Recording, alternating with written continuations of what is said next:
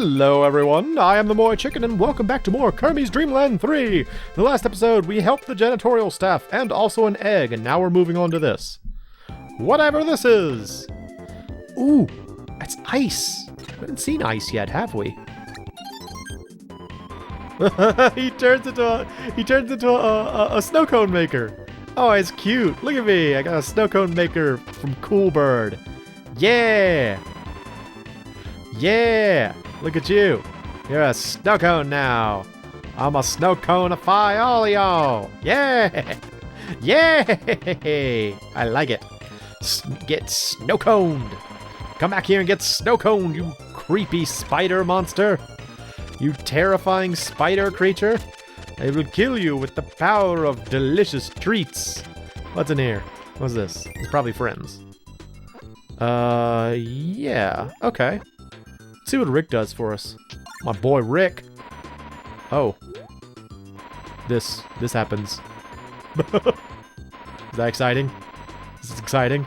Alright, well, let's see what Cat does, see what Nago does. What do you do, Nago? Well, admittedly, both of those are kind of cooler than what Cool Bird does. But I gotta go with my boy Rick, who just kind of just does this. It just kind of like turns into a he sort of looks like a what is that thing called, a curling stone? That's sort of what this looks like. I just turned into a curling stone. That's it. Where's my boy Rick? Can't complain about my boy Rick. So cool. So cool, Rick. I wonder what the thing's gonna be, though. I'm guessing I have to help that person? I think it was a person, I guess. Freeze you. Ah! Stop. Stop. Don't do that. Get Frosty. Oh, wait, there's something down there. What is this? Oh, no, never mind. It's a terrifying spider creature. There's another terrifying spider creature. Alright, moving on. Oh, I'm almost dead. That's a problem.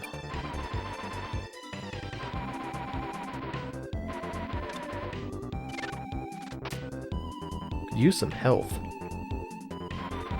Would be nice. I'd like some health. So the funny thing about these, like, spiky guys is that they have, like, sneaky faces and, like, stalk up to you when, Boy, Rick does not look happy about being impaled on spikes. Like, when they're underneath you, they'll walk towards you with, like, a sneaky face, because they want to stab you in the butt. But if you can prevent that, you're safe. Or safe. Alright. Ow, dude.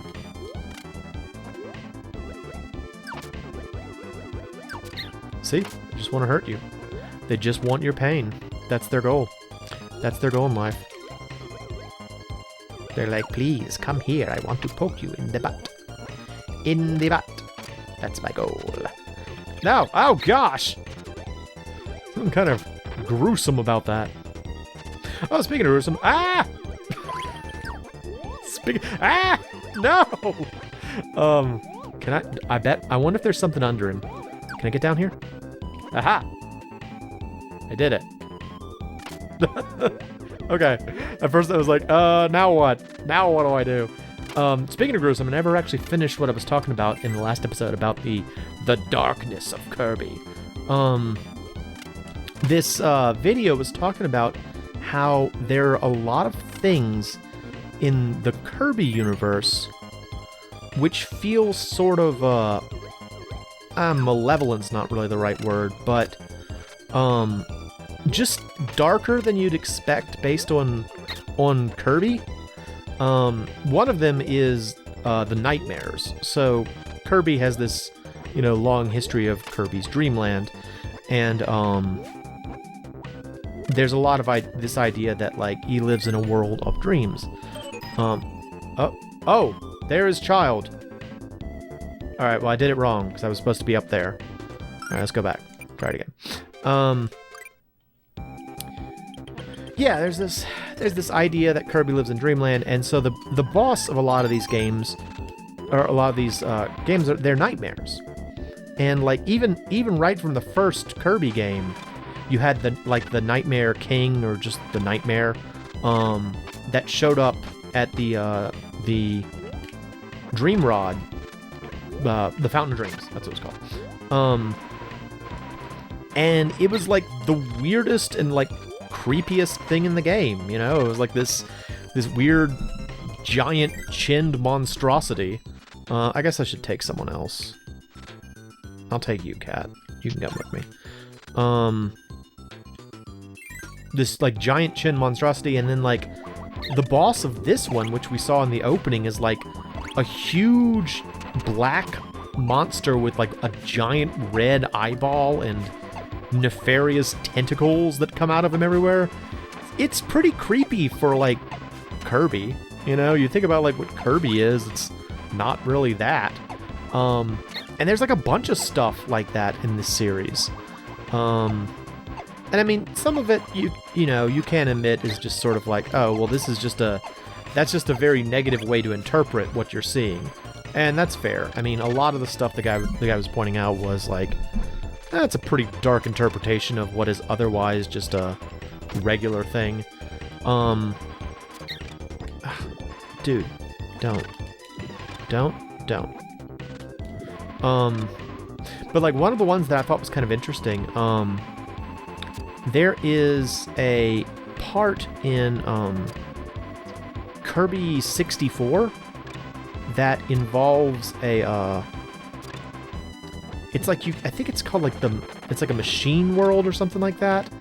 And all like if you look at, because like in Kirby 64, I'm sorry, I'm bouncing around. I'm trying to get the thought out while not dying. In Kirby 64,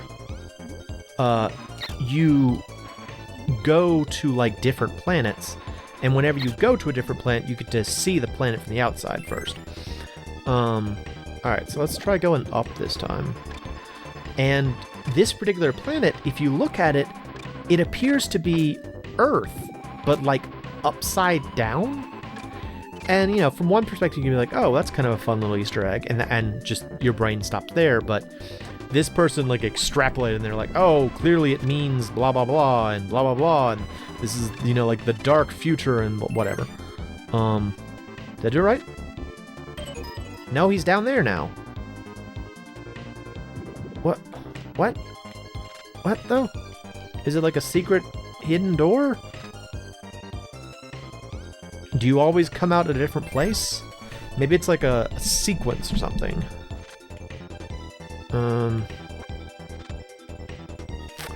Okay, come back. Come back, do it again. Come back, do it again. Anyway, it was just, I don't know. It was interesting to me to think about like a nefarious side or a dark side to Kirby, but usually I don't get into that kind of thing, like the let's take something innocent and make it evil mindset. I know a lot of people get along with that because it feels more mature and that's compelling, but to me it just sort of feels like you're tampering with the source material, you know. But you know, it's the same thing I say about poetic interpretation. You know, poetry is supposedly all about interpretation, in the same sense that like abstract art is about interpretation. You know, the person who created it had a particular perspective on it, but you know, you're allowed to have whatever perspective on it you want. You just can't, you shouldn't assume that everyone will have your perspective, but you know, if you want to read into everything in a certain way, then you're allowed to. You know, that's what art's all about. What it means to you. I think that's why it always bothers me when I hear people say something like, this is the correct interpretation, or this is the accurate interpretation of such and such. It's like, no, that's your interpretation. It may be agreed upon by several people, but it's still just how you interpret this. Alright, so let's try going down this time. We'll go down and... ow. Down and up, I guess. I'll try. Ow. Oh, it branches. Okay, it's got multiple branches. Alright, go down and then up. Exactly what I just said. I need a new power. This cat is not cutting it at all. Okay.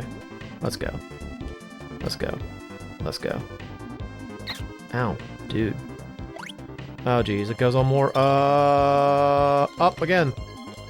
I don't really know. I don't know. I don't know where I'm supposed to be going.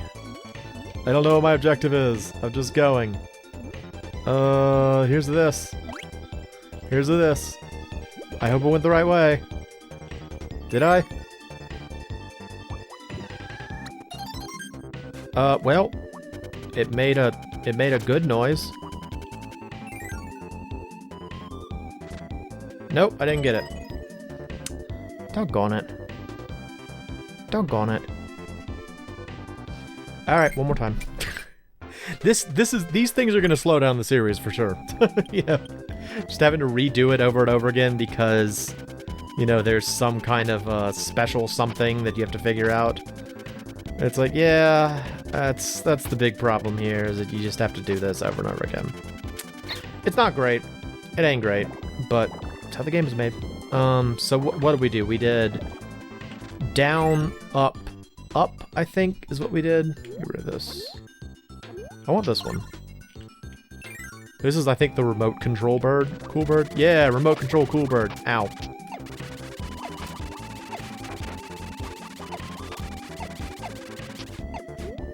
I like how the remote control Kirby's using has, like, the little tassel on the end. I feel like that's a very old-fashioned RC kind of thing. I'm trying to remember which RC, like, what types of RC I would have seen that would have that, but I was never a big RC guy. I had, like, I remember I had an RC truck when I was, a little kid, and it was cool. It was like a red, not a sports truck, like a red off-road truck, and behind my house we had like a big drainage ditch that me and my friends used to play in because that's just what you did in the 90s. And I remember one of the things I would, oh, it almost killed me. This spiky guy is gonna be a problem. It's gonna, yep. There we go. Okay, that's fine. Yeah, I used to like drive it up and down the walls of the drainage ditch, which was a lot of fun. And then one day, after it had rained, there was like water in the ditch. I was like, oh, cool! I bet I can like drive the RC car through the water, and it'll look really neat. And sure enough, I could. You know, I could drive it through the water, and I was like, oh, look how cool it is! It's like sending up splashes on either side. What a cool thing! It never worked again. I broke it. I broke my RC car. I shouldn't have done that. It was dumb. But now I know. Now I know that was dumb. I didn't know it at the time, though. Yeah, well. What are you gonna do? Alright, swim, Kirby, swim. Alright, so we're gonna try down, up, and then down, I think. Because we could kind of see the middle one, and it didn't look like it went very far. Alright, so is this a three-way split? Yeah, let's go down this time.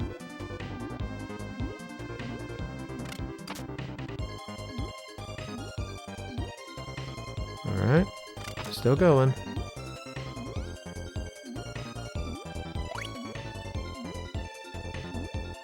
Hope this is right.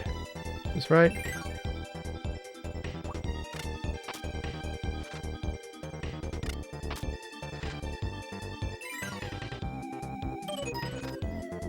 No, it's not! Alright, I'm gonna look it up. I'm just gonna look it up. Remember, kids, in life, just cheat. Solves the problem. Just cheat! Alright, here we go. Kirby's Dreamland. What am I supposed to do?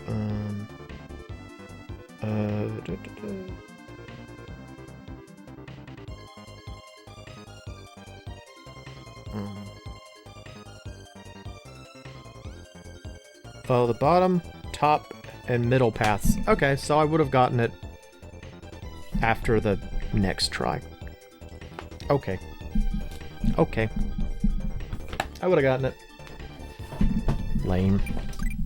Freaking lame! Alright, one more try. Let's get it done this episode, and that'll be it. So ideally, I would like to get at least 2 levels done per episode. That would be for the best. Because then we could continue to move through the game at a decent clip. Although, wait a minute, is this the... This is the first level I've done this episode, isn't it? Alright, so we're not going at a very good clip. That's fine. You know we're definitely not going to get? We're definitely not going to get Nago for this one, because if you recall, Nago's combination with the needle is absolutely terrifying. It is the worst.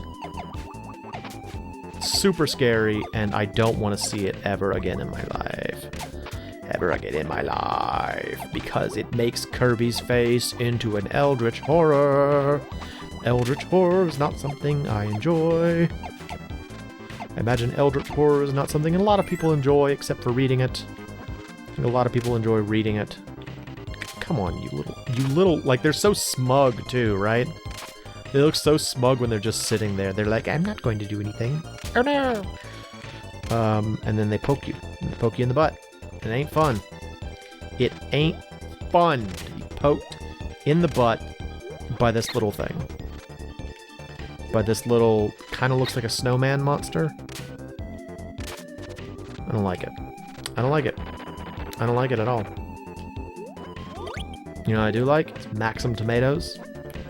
What do Maxim tomatoes taste like? You think they're good? I mean, they heal you all the way. Seems like they would be.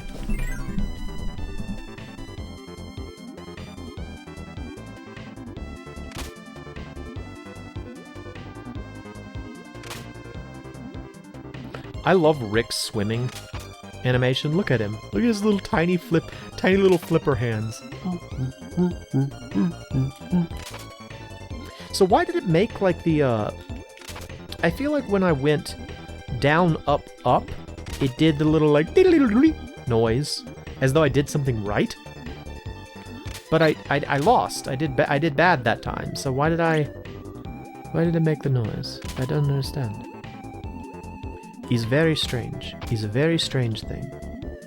I do not know. I will kill this shark. Oh snap, it's a broom! Oh snap! Oh, hello. Can I... Whoa! Killed it. Alright. Eat it. There we go. Because we can do that now. And it's funny. It's so funny. It's Rick. Hello, thing. So here's the thing I noticed. I was looking at the sprites for this game because I was trying to get something. I can't remember what I was... I think it was when I was trying to do the what do you call it? The thumbnail for this series. And I was looking at the various, like, sprites throughout the game.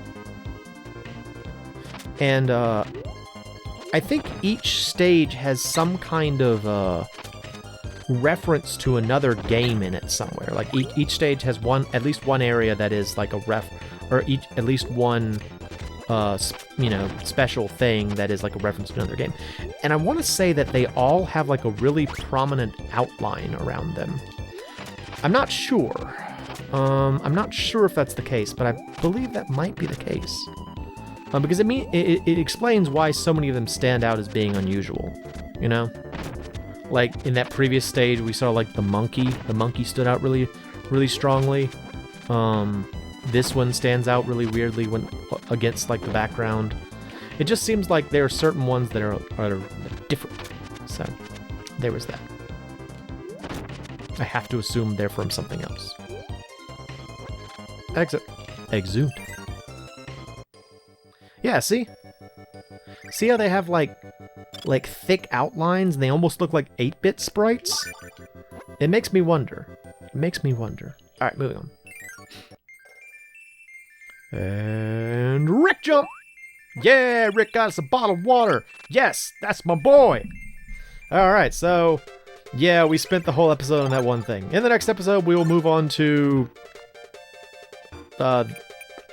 Gudetama, I guess? Why are there so many egg-like things in this stage? I don't understand. Anyway, I am the MoeChicken. This has been Kirby's Dreamland 3. And thanks for stopping by. Gudetama. Gudetama.